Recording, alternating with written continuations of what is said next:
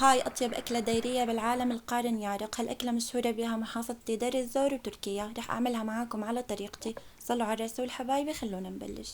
أول شي رح نسمي بالله. بدنا نبلش بتقطيع الباذنجان. رح أشيل التاج والعروق الخضراء، بعدين رح أقطعه من فوق بهذا الشكل ليظل محافظ على قوامه وما يفرط وقت القلي. بعدين رح أقشره طرف بطرف ورح أعمل شق بالنص بدون ما نوصل للأطراف، ورح أملحه وأتركه شوي لينزل المي. وأهم شي قبل القلي رح أعصره من المي بزيت حامي وغزير. رح أقلي الباذنجان تقريبا بس لياخذ معنا اللون الذهبي الحلو، ونقلبه على الوجهين صار جاهز.